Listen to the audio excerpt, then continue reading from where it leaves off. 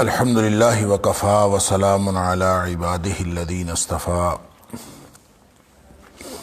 اشہد ان لا الہ الا اللہ وحدہ لا شریک لہ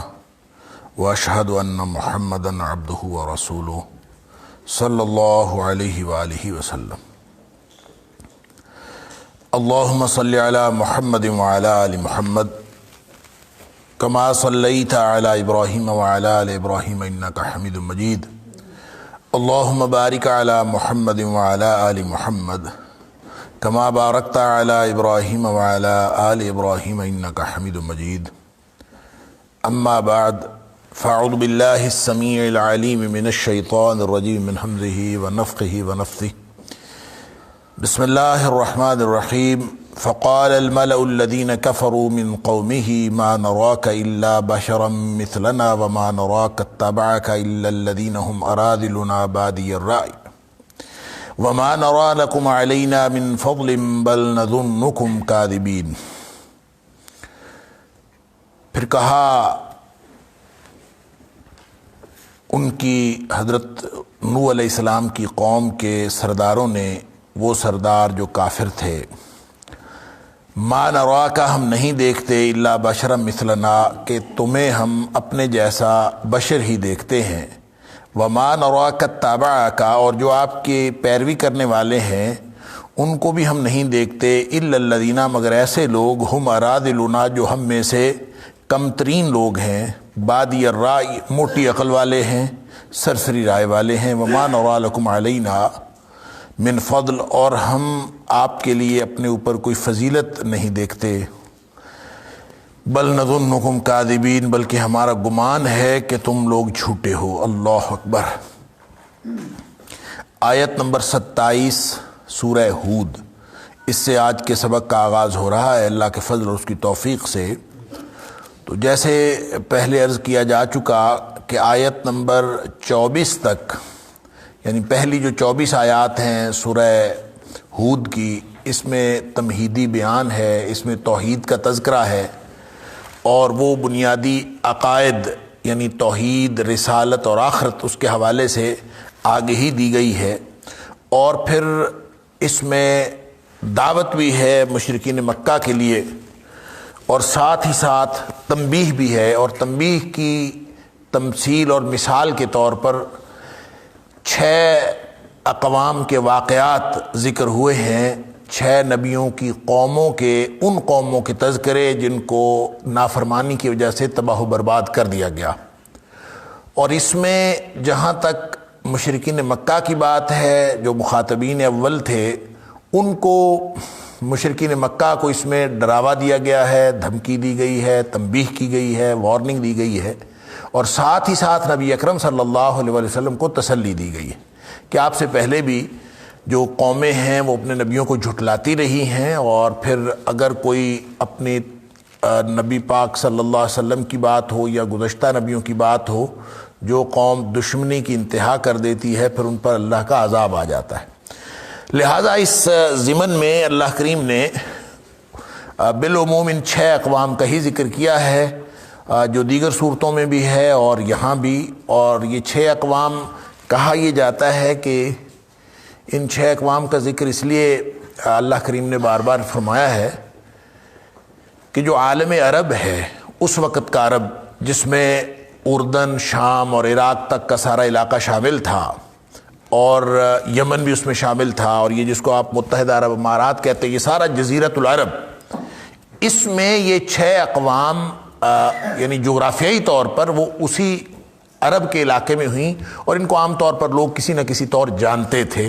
اور کچھ نہ کچھ ان کے بارے میں سن چکے تھے، اس لیے انہی کو بطور وارننگ کے اور بطور تنبیہ کے انہی کو بیان کیا گیا ہے۔ تو نوح علیہ السلام کی قوم کا ذکر ہو چکا، اور اس سے پہلے آپ ایک آیت، ہم نے آیت نمبر 24 جب پڑھی تھی پچھلے سبق میں، کہ مثل الفریقین کالاعمی والاصم والبصیر والسمیع هل یستویان مثلا، کہ ایک اندھا ہو اور ساتھ بہرا بھی ہو، اور دوسرا سننے والا اور دیکھنے والا ہو، دونوں برابر کیسے ہو سکتے ہیں؟ تو اس کا مطلب یہ ہے کہ یہ جو نبیوں کی داستان پیش کی جا رہی ہے اور یہ جو 6 کہانیاں بیان کی جا رہی ہیں مختلف اقوام کی، تو ایک طرف صاحب بصیرت انبیاء کا تذکرہ ہے اور ان کے اوپر ایمان لانے والوں کا ذکر ہے جو سنتے بھی ہیں، بصیرت بھی رکھتے ہیں، دیکھتے بھی ہیں، اور دوسری طرف اندھی اور بہری قوم ہے جنہوں نے نہ سننے کا حق ادا کیا اور نہ وہ کچھ دیکھ سکے۔ تو اس طرح سے یہ ایک پورا گویا دو پیراڈائم ہیں، دو مخالف بیانیے ہیں جو پیرالل چلتے ہیں۔ ایک طرف انبیاء اور ان کے اوپر ایمان لانے والوں کا بیانیہ ہے، اور دوسری طرف اعراض کرنے والوں کا اور دشمنی کرنے والوں کا بیانیہ ہے۔ اور ظاہر سی بات ہے جو اعراض کرتے ہیں پھر وہ صرف جھٹلاتے ہی نہیں، یعنی منہ پھیرنے والے صرف تکذیب نہیں کرتے بلکہ وہ استہزاء بھی کرتے ہیں، مذاق بھی اڑاتے ہیں، ٹھٹھا بھی کرتے ہیں، دھمکیاں بھی دیتے ہیں اور مختلف قسم کی اذیتیں بھی دیتے ہیں۔ یہ کردار ہے اس بیانیے کا، اور یہ تاریخ کے ہر دور میں یہ بیانیہ رہا ہے۔ اور وہ جیسے اقبال نے کہا تھا کہ ستیزہ کار رہا ہے ازل سے تا امروز، چراغ مصطفی سے شرار بولہبیست۔ ہر دور میں ایسے کردار رہے ہیں کہ نبیوں کے مقابلے میں دشمنی کرنے والے وہ موجود رہے، اور یہ بالکل آپ کو ایک طرح کا کردار کم و بیش نظر آئے گا۔ اور اس کے مقابلے میں جو انبیاء ہیں وہ ہمیشہ صبر و ہمت سے کام لیتے رہے، ڈٹے رہے اور صبر و وثوق سے کام لیا، نصرت الہی پر بھروسہ کیا، اور پھر انجام کی تصدیق کرتے رہے کہ یہ کام تمہارے ساتھ ہو جائے گا، اور پہلے سے ان کو آگاہ کرتے رہے، وارننگ دیتے رہے، تنبیہ کرتے رہے۔ یوں اللہ تعالیٰ نے نوح علیہ السلام کا ذکر کیا ہے، اور پھر اس میں بھی پہلی بات وہی اللہ تعبدوا الا اللہ انی اخاف علیکم عذاب یوم علیم، کہ دیکھو تم باز آ جاؤ اور جو مخلوق کی غلامی کر رہے ہو اس سے نکل آؤ، اللہ تعبدوا الا اللہ، اللہ کے علاوہ کسی اور کی غلامی نہ کرو، یہ پیغام ہے۔ انی اخاف علیکم عذاب یوم علیم، تو مجھے ڈر ہے علیکم تمہارے اوپر عذاب یوم علیم، دردناک دن کے عذاب کا۔ اس کے اوپر گفتگو ہو چکی کہ ڈراوے سے آغاز، نذیر مبین، ڈراوے سے آغاز، بشارت سے نہیں، گویا تبشیر اور انذار دونوں ہی پہلو انبیاء کی دعوت کا بنیادی حصہ ہوتے ہیں۔ کیوں؟ اس لیے کہ انسان جس حیت پر اللہ کی طرف سے تخلیق کیا گیا ہے اس کے اندر یہ دونوں جذبے بڑے بڑے مضبوط ہیں، اور ہر عمل کا محرک ان دو جذبوں میں سے ایک جذبہ ہوتا ہے، یا وہ امید ہوتی ہے یا وہ خوف ہوتا ہے۔ لہٰذا اللہ کریم نے ان دونوں کو ایڈریس کر کے انبیاء کو بھیجا کہ وہ ان دونوں کو ایڈریس کریں، امید بھی دلائیں، تبشیر بھی کریں اور خوشخبری بھی دیں، اور ساتھ ہی ساتھ وارننگ دیں، تنبیہ کریں، انذار کریں۔ لہٰذا یہ بات میں کئی دفعہ عرض کر چکا ہوں، اور یہ ہمارے ملحوظ رہنی چاہیے کہ نبی اکرم صلی اللہ علیہ وسلم کی تعلیمات کو اگر عمومی طور پر دیکھا جائے تو نبی رحمت صلی اللہ علیہ وسلم کی تعلیمات پر تبشیر کا پہلو غالب ہے انذار کے اوپر، بشارت دینے کا، اور حکم بھی یہی ہے، بشروا ولا تنفروا، یسروا ولا تعسروا، آسانیاں پیدا کرو، خوشخبریاں دیا کرو، لوگوں کو خواہ ایسے مشکل میں مبتلا نہ کیا کرو۔ تو یہ عمومی طور پر نبی پاک صلی اللہ علیہ وسلم چونکہ رحمت للعالمین ہیں، لہذا آپ کی عمومی تعلیمات کے اوپر عمومی طور پر جو رنگ غالب ہے وہ تبشیر کا ہے۔ لیکن ابتدا تبشیر سے نہیں ہو سکتی، ابتدا ہمیشہ انذار سے ہوتی۔ آپ قوم نوح کی بات دیکھ لیں، یا نبی اکرم صلی اللہ علیہ وسلم کا اپنا جو آغاز تھا مشن کا وہ کیا تھا؟ یا ایھا المدثر قم فانذر۔ اب وہاں پہ پہلی جو 8 آیات ہیں اس سورہ مدثر کی، جو مشن کی پہلی وحی ہے، اس سے پہلے صرف اطلاع تھا کہ نبی پاک صلی اللہ علیہ وسلم نبی بن گئے، اور یہاں مشن کا آغاز ہو رہا ہے تو یا ایھا المدثر قم فانذر، اٹھو اور ڈرانا شروع کر دو، وارننگ دینا۔ کیا مطلب؟ آج بھی اگر کسی نے دعوت کا آغاز کرنا ہے تو یہ نقطہ مل رہا ہے تبلیغ اور دعوت کے لیے ابتدا، کہ آپ ان کو جتنی مرضی خوشخبریاں سناتے رہیں، لوگوں کے اوپر جو تاثیر ہوگی دعوت کی وہ کبھی دیر پا نہیں ہو سکتی۔ جو دعوت کی تاثیر ہے اس کو حاصل کرنا ہے تو آپ کو انذار سے آغاز کرنا پڑے گا۔ پہلے اس کو ڈرائیں کہ جو عمل آپ کر رہے ہو، جو طرز عمل تم نے روا رکھا ہوا ہے، اس طرز عمل کے نتیجے میں جو کچھ ملنے والا ہے وہ بہت خوفناک ہے، وہ بہت ہی خطرناک ہے۔ جب تک آپ نتیجے سے ان کو ڈرائیں گے نہیں، آپ کو کبھی بھی طرز عمل کے اندر فوری تبدیلی کے کوئی امکانات نظر نہیں آئے. لہذا ایک دفعہ آپ نے وہ ڈر گیا تو پھر وہ فوراً رک گیا, اور جب وہ رک جائے گا تو پھر آپ کو اس کو درست رستہ بتائیں گے, پھر اس کی سمجھ میں آئے گا. اور اگر وہ رکا نہیں ہے, جو عمل وہ کر رہا ہے اس سے رکا نہیں ہے, تو آپ 1000 تبلیغ کرتے رہے, 1000 آیتیں سناتے رہے, شاید اس کو کبھی سمجھ نہ آئے. تو انبیاء نے آغاز ہمیشہ اسی سے کیا. نوح علیہ السلام نے آ کے کہا انی لکم نذیر مبین, میں تمہارے لیے ایک واضح طور پر انذار کرنے والا ہوں, تمہیں اللہ کے عذابوں سے ڈرانے والا ہوں, اور تنبیہ یہ ہے کہ باقی غلامیاں چھوڑ دو, ایک اللہ کی غلامی میں آ جاؤ, وگرنہ مجھے ڈر ہے کہ تم بہت دردناک دن والے عذاب میں مبتلا ہو جاؤ گے. آگے سے سردار کہتے ہیں فقال, یہ رسپانس. اچھا, رسپانس میں بھی یہ دیکھ لیجئے, ہمیشہ ہر قوم میں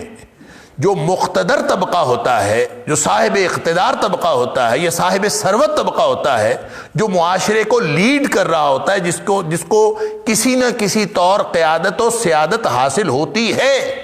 سب سے پہلی مخالفت انہی کی طرف سے آتی. لہذا سردار بولے اس لیے کہ ان کو اپنی سرداری کو خطرہ ہوتا ہے, ان کی اپنی سیادت کو خطرہ ہوتا ہے, اپنی قیادت کو خطرہ ہوتا ہے, اس لیے سب سے پہلی رکاوٹ وہ ہوتے ہیں, اور جو لوگ سب سے پہلے تسلیم کر لیتے ہیں وہ عام طور پر محروم طبقہ ہوتا ہے. لہذا پہلا رسپانس اور پہلی مخالفت, پہلی مزاحمت سرداروں کی طرف سے. قال الملأ الذین کفروا من قومہ, قوم کے کافر سردار جن کے اندر کفر بھرا ہوا تھا, کہتے ہیں ما نراک الا بشرا مثلنا. پہلا اعتراض تو یہ ہے کہ تو ہمارے جیسا بشر ہے, ہم تیری بات کیسے مان لیں. اس کا مطلب یہ کہ ان کے خیال میں بشر ہونا نبوت کے منصب کے خلاف ہے, بشر جو ہے وہ نبی نہیں ہو سکتا. لہذا ان کو اعتراض یہ ہے کہ یہ ہمارے جیسا بشر ہے, یہ نبی کیسے ہو سکتا ہے. گویا نبوت کا وہ انکار کر رہے ہیں, بشریت کا اقرار کر رہے ہیں. بعض ایسے بھی ہیں جو نبوت کا اقرار کرتے ہیں, بشریت کا انکار کرتے ہیں. تو آپ انکار بشریت کا کریں یا یہ انکار نبوت کا کریں, ہے یہ نبی کی شان کے خلاف. جن لوگوں نے یہ کہا, اب مشرکین مکہ ہیں, ان کو بھی بڑا مسئلہ تھا کہ ہمارے جیسے بشر ہیں, ما لہذا الرسول, اس رسول کو کیا, یہ کیسا رسول ہے, یاکل الطعام ویمشی فی الاسواق, کھانا کھاتا ہے ہماری طرح بازاروں میں گھومتا پھرتا ہے, یہ نبی کیسے ہو سکتا ہے. اللہ اکبر. تو اس کا جواب اللہ تعالیٰ نے سورہ بنی اسرائیل میں دیا ہے کہ ہاں, اگر اس دنیا میں, اس زمین پر فرشتے رہتے ہوتے اور ان کی ہدایت کے لیے ہم یقیناً کوئی فرشتہ ہی نازل کرتے, کیونکہ ہدایت انسانوں کی مقصود تھی, اس لیے اللہ تعالیٰ نے بشری نازل فرمایا. اور اعتراض کر رہے ہیں, ہر دور کے لوگوں کو یہ اعتراض ہوا ہے. تو نوح علیہ السلام کی قوم کے لوگ ما نراک الا بشرا مثلنا, کوئی خاص بات تو نظر نہیں آتی, ہمارے جیسے تم ہو, ہمارے طرح کی احتیاجات رکھتے ہو, ہمارے جیسا جسم ہے, ہمارے جیسا طرح کے تمہارے معمولات ہیں, اس لیے ہم گویا وہ کفر کی اس روش کے اوپر قائم ہیں. وما نراک اتبعک الا الذین هم اراذلنا. اب یہ دوسرا اعتراض ہے کہ جو تیرے پیچھے چلے ہیں, وما نراک, ہم نہیں دیکھتے, الا الذین, ما نراک اتبعک, ہم نہیں دیکھتے کہ تیری پیروی کرنے والا کوئی ہو, تیرے پیچھے چلنے والا کوئی ہو, الا الذین, سوائے ان لوگوں کے, ہم اراذلنا, جو ہم میں سے کم ترین لوگ ہیں, ارذل لوگ ہیں. ارذل کہتے ہیں سب سے زیادہ کمتر, حقیر ترین لوگ,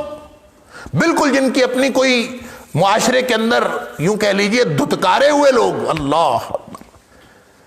جس کو حدیث میں آتا ہے مدفوع بالابواب, مسلم شریف کی حدیث ہے, رب اشعث اغبر مدفوع بالابواب, دروازوں سے دھتکارے ہوئے لوگ جن کو معاشرے میں کوئی حیثیت نہیں ہوتی. اللہ اکبر. نبی اکرم صلی اللہ علیہ وسلم نے فرمایا کہ رب اشعث اغبر مدفوع بالابواب, یہ جن لوگوں کو معاشرے کے اندر کوئی حیثیت نہیں دی جاتی, معاشرے کے دھتکارے ہوئے لوگ ہوتے ہیں, لیکن جن کا ایمان سلامت ہوتا ہے, چاہے وہ جتنے مرضی پراگندہ حال ہوں, لیکن ان کی اللہ کے ہاں وہ قدر و منزلت ہے. لو اقسم علی اللہ لابرہ, اگر یہ اللہ پر کسی بات کی قسم دے دیں, اللہ ان کی قسم پوری کر دیتا ہے. لہذا معاشرے کے سٹیٹس کو نہ دیکھا کریں. نگلیکٹڈ کلاس یہ تمہاری نگاہوں میں نگلیکٹڈ ہو سکتی ہے، اللہ کی نگاہوں میں نہیں. اب یہ ان کا اعتراض بھی، جو ملأ القوم ہیں، جو قوم کے سردار ہیں حضرت نوح علیہ السلام کے، ان کا اعتراض بھی یہی ہے کہ وَمَا نَرَاكَ اتَّبَعَكَ، ہم دیکھتے نہیں کہ تیرے ساتھ جو پیروی کرنے والے ہیں، اِلَّا الَّذِينَ، سوائے ان لوگوں کے، ہم اراذلون، جو ہم میں سے کم تر ارذل ترین لوگ ہیں. بادی الرائے. اب یہ بادی الرائے کا دو یعنی لفظی معنی تو ہے موٹی عقل والے یا سرسری فکر والے. بادی الرائے ہم اردو میں بھی استعمال کرتے ہیں. بادی الرائے کا مطلب ہوتا ہے کہ سرسری نگاہ سے کسی کو آپ دیکھ لیں. تو سرسری نگاہ سے دیکھنا، اب یہاں پہ بادی الرائے کے تین مفہوم ہو سکتے ہیں. ایک مفہوم تو یہ ہو سکتا ہے کہ انہوں نے کہا کہ جو ہم سرسری نگاہ سے دیکھیں، یعنی بادی الرائے کا مطلب ہوگا کہ نرا کا بادی الرائے، ہم جو دیکھتے ہیں سرسری نگاہ سے تو تیرے ارد گرد ہمیں سب اراذل نظر آتے ہیں، کم ترین لوگ نظر آتے ہیں. یعنی گہری نظر سے تو ہم نے نہیں دیکھا کہ ایک ایک شخص کا ہم بایو ڈیٹا محسوس کریں اور معلوم کریں. البتہ سرسری نگاہ سے اگر ہم دیکھیں، موٹی نگاہ سے، ایسے ایک برڈز آئی ویو جس کو کہتے ہیں، اس نگاہ سے دیکھیں تو تیرے ارد گرد سارے کم ترین لوگوں کا مجمع ہے اور کچھ سردار تو کوئی ایک بھی نظر نہیں آتا. تو بادی الرائے کا مطلب نراکا کے ساتھ ہوگا. دوسرا اس کا معنی یہ ہو سکتا ہے، بادی الرائے کا معنی ایک ہی ہے لیکن اس کا تعلق کس چیز کے ساتھ ہے، اس سے مراد کیا ہے. ایک مراد تو یہ ہو گیا کہ سرسری نگاہ سے جب ہم دیکھتے ہیں تیرے پیروی کرنے والوں کو تو ہمیں وہ اراذل نظر آتے ہیں. دوسری بات یہ ہوگی، اس کا مفہوم یہ ہوگا کہ یہ جو لوگ تیری پیروی کرنے والے ہیں، وَمَا نَرَاكَ اتَّبَعَكَ إِلَّا الَّذِينَ هُمْ أَرَاذِلُونَ بَادِيَ الرَّأْيِ، کہ یہ جن لوگوں نے تیری پیروی کی ہے نا، ایک تو وہ اراذل ہیں بادی الرائے، انہوں نے کچھ زیادہ سوچا سمجھا نہیں، سرسری فکر کے بعد ہی تیرے پیچھے چل پڑے ہیں. بادی الرائے یعنی بغیر سوچے سمجھے تیرے پیچھے چل پڑے ہیں. تو اس کا مطلب یہ ہوگا کہ جو اتبعک، تیرے پیچھے چلنا، اس عمل کی صفت ہوگی بادی الرائے. یعنی یہ پیچھے چلے ہیں ایسے بغیر سوچے سمجھے، غور و فکر کے ساتھ تیرے پیچھے نہیں چلے بلکہ وہ بادی الرائے چل پڑے. اور ایک تیسرا مفہوم جو زیادہ واضح ہے ان پہلے دونوں مفاہیم سے، اور اسی کی طرف زیادہ مفسرین بھی گئے ہیں اور بات بھی زیادہ سمجھ میں یہی آتی ہے کہ بادی الرائے انہوں نے اراذل کی، یہ جو اراذلون، جن کو اراذل کہہ رہے ہیں، جن کو کمترین کہہ رہے ہیں، یہ ان کی صفت کے طور پر بیان کر رہے ہیں کہ یہ جو اراذل ہیں یہ بادی الرائے ہیں. کیسے؟ موٹی عقل والے. اللہ اکبر. یعنی ان کے پاس غور و فکر کی صلاحیت ہی نہیں ہے. وہ اس کو حضرت نوح علیہ السلام کے پیچھے جو چلنے والے ہیں ان کی صفت کے طور پر بیان کر رہے ہیں کہ یہ سارے موٹی عقل والے. اب سن لیجئے، یہ صرف نوح علیہ السلام کے جو پیروکار ہیں ان کے لیے یہ لفظ استعمال نہیں کیا جا رہا، بلکہ آپ تاریخ میں نوح علیہ السلام سے لے کر نبی اکرم محمد کریم صلی اللہ علیہ وآلہ وسلم تک، اور پھر نبی اکرم صلی اللہ علیہ وسلم سے لے کر آج تک، آپ ہر دور کے اہل ایمان دیکھ لیجئے، اس کے مقابلے میں جو معاندین نبوت ہیں اور جو معاشرے کا مقتدر طبقہ ہے، وہ ہمیشہ اہل اللہ کو موٹی عقل والے کہتے ہیں. وہ کہتے ہیں ان میں عقل ہی نہیں ہے. اچھا، اور یہ بڑی ایک کامن صفت ہے کہ ہر دور میں یہ ایسا ہوتا رہا. قدیم ترین دور نوح علیہ السلام کا دور، پریمیٹیو ایجز جس کو ہم کہتے ہیں، اس دور میں بھی یہی مسئلہ ہے، اور آج کے دور میں بھی. گویا جاہلیت تو ہر دور کی ایک جیسی ہوتی ہے نا، وہ پرانی ہو یا آج کی ہو ایک جیسی ہوتی ہے. لہٰذا جو ٹکراؤ ہے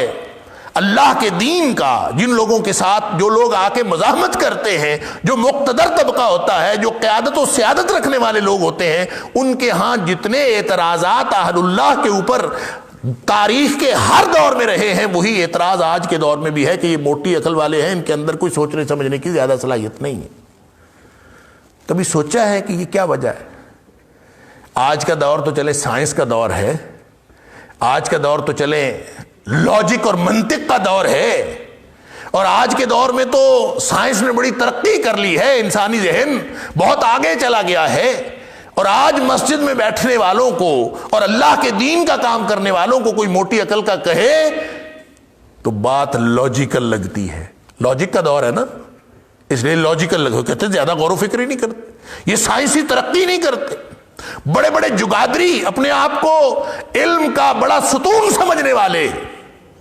اور مذہبی طور پر، سیاسی طور پر اور سائنسی طور پر اور نام نہاد علمی اعتبار سے اپنے آپ کو قائد سمجھنے والے، وہ اہل اللہ کا مذاق اڑاتے آپ کو جگہ جگہ نظر آتے ہیں، میڈیا کے اوپر بھی، سوشل میڈیا کے اوپر بھی، مختلف محافل کے اوپر بھی، اور وہ اہل اللہ کا مذاق اڑاتے ہوئے یہ بات ضرور کریں گے کہ یہ موٹی عقل والے لوگ ہوتے ہیں، غور و فکر کی صلاحیت سے محروم ہوتے ہیں۔ اس کی وجہ کیا ہے؟ اس کی وجہ یہ ہے، سبحان اللہ، ایمان دراصل اپنی سیانف اور اپنی عقل کو پس پشت ڈال کے اللہ اور اس کے رسول صلی اللہ علیہ وسلم کی بات کو مان لینے کا نام ہے۔ لہذا اہل ایمان ہر دور میں یہی کریں گے، وہ عقل کے تقاضوں کو ملحوظ نہیں رکھیں گے، اور جب وہ عقل کے تقاضوں کے موجود ہونے کے باوجود ان کو پس پشت ڈالتے ہیں تو اللہ کے ہاں یہ خوبی ہے، اور جو اللہ کی نگاہ میں خوبی ہے وہی معاندین نبوت اور معاندین اسلام کی نگاہ میں خامی ہے کہ یہ غور و فکر نہیں کرتے۔ تو اسلام دین تو تقاضا ہی اس بات کا کرتا ہے کہ عقلیت کو، عقل کو استعمال کرو، لیکن اس کو منزل نہ سمجھو۔ وہ جو اقبال نے کہا تھا نا، چراغ راہ ہے منزل نہیں ہے، گزر جا عقل سے آگے کہ یہ نور، چراغ راہ ہے منزل نہیں ہے۔ یا پھر کہا تھا خرد سے راہ رو روشن بسر ہے، خرد کیا ہے؟ چراغ راہ گزر ہے، درون خانہ ہنگامے ہے کیا کیا، چراغ راہ گزر کو کیا خبر ہے۔ لہذا اصل تو جو منزل ہے وہ ایمان کی منزل ہے، اور عقل کو استعمال کرنا ہے اس منزل تک پہنچنے کے لیے۔ عقل کو صرف اس حد تک استعمال کرنا ہے کہ قرآن کہتا ہے افلا تعقلون، تم سمجھتے نہیں کہ یہ نبی تمہارے اندر آیا ہے، تمہارے اندر رہا ہے، 40 سال تم نے ان کو دیکھا ہے، پوری عمر گزاری ہے، تو غور و فکر کر کے تمہیں اللہ اور اس کے رسول صلی اللہ علیہ وسلم کی حقانیت کا اندازہ ہو جاتا ہے، تو بس اس کے بعد اپنی عقل کو پیچھے رکھ لو،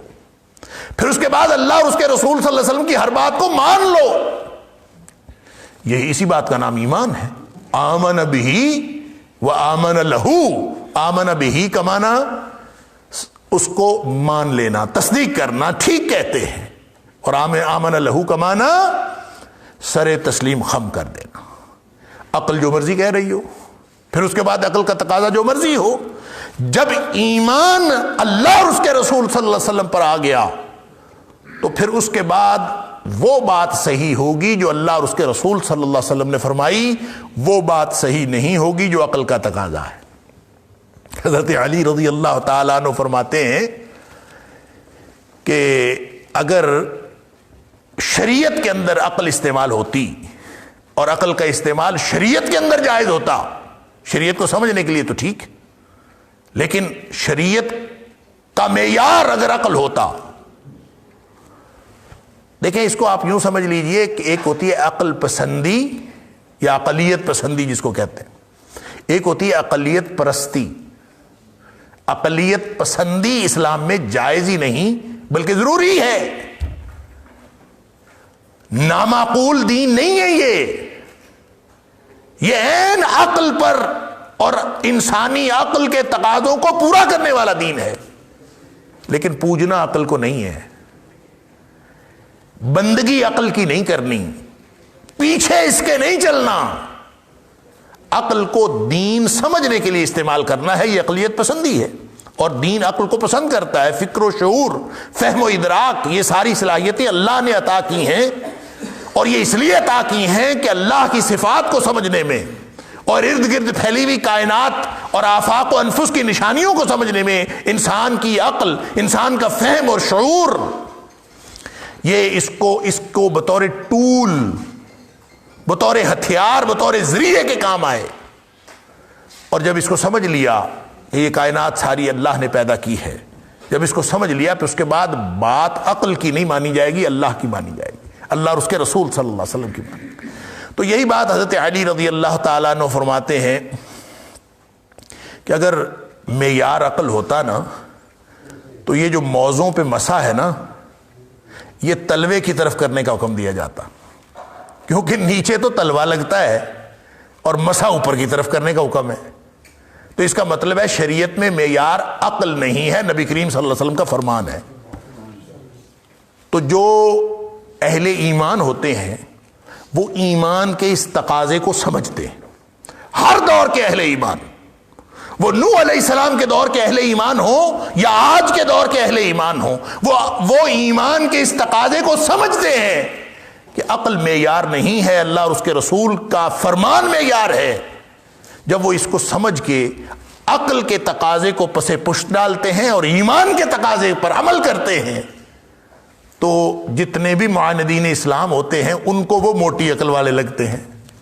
ان کو یہ سمجھ آتی ہے کہ یہ شاید غور و فکر نہیں کرتے، حالانکہ وہ غور و فکر کر کے اس نتیجے پہ پہنچے ہوتے ہیں کہ ہمیں اللہ اور اس کے رسول صلی اللہ علیہ وسلم کی بات کو ماننا ہے، عقل کے تقاضوں کو نہیں ماننا.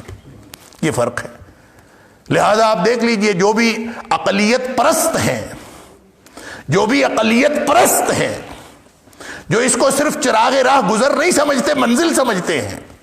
جو عقلیت پرست ہیں ان کو اہل اللہ ہمیشہ موٹی عقل والے لگتے ہیں. ان کو ہمیشہ یہ سمجھ آتی ہے کہ یہ لوگ عقل کے تقاضوں سے شاید واقف ہی نہیں ہیں، حالانکہ یہ اللہ کے ہاں اتنی بڑی خوبی ہے کہ یہ عقل کے تقاضوں سے واقف ہونے کے باوجود اپنی خواہش نفس پہ نہیں چلتے، بلکہ اللہ اور اس کے رسول صلی اللہ علیہ وسلم کا حکم مانتے ہیں. اور جو خواہش نفس پہ چلتا ہے وہ تو مشرک ہے سب سے بڑا. ارأیت من اتخذ الہہ ہوا، کیا تو نے ایسے شخص کو دیکھا جس نے اپنی خواہش نفس کو اپنا معبود بنایا ہوا ہے. لہٰذا یہ بات سمجھ لیجیے، یہ جو بادی رائے ہے نا، یہ جو اہل اللہ کی صفت کے طور پر یہ بڑی مرغوب صفت ہے. معاندین اسلام کی، اللہ کے دین کے دشمنوں کی یہ بڑی مرغوب صفت ہے جو وہ مولویوں کے لیے استعمال کرتے ہیں. آپ دیکھ لیں کسی محفل میں بیٹھ لیں، مولوی کا ٹاپک شروع کر دیں بس، تو مولوی ایک ایسا زبردست ٹاپک ہے کہ ہر کوئی اس کے اندر اپنا حصہ ضرور ڈالتا ہے، کوئی نہ کوئی مولوی کی موٹی عقل کی بات کر کے کہ یہ موٹی عقل، یہ سوچتے نہیں ہیں. اللہ اکبر. میں آپ کو بالکل ایک مثال دیتا ہوں دور حاضر کی اور پڑھے لکھے طبقے کی، اور عملی مثال، یہ تمثیل نہیں ہے، عملاً واقعہ ہے کہ ہمارے یونیورسٹیوں میں پڑھائی کے رجحان ہوتے ہیں بہت سارے. اس میں سے ایک رجحان ہے استشراق کو پڑھنے کا رجحان. استشراق ان تعلیمات کو کہتے ہیں یا اس تحریک کو کہتے ہیں جو مغربی لوگوں نے، جو مغرب کے مفکرین ہیں، انہوں نے اسلام کو سمجھنے کی کوشش کی غلطیاں نکالنے کے لیے، اور اسلام کے بارے میں انہوں نے جس مقصد سے بھی لکھا، غیر مسلم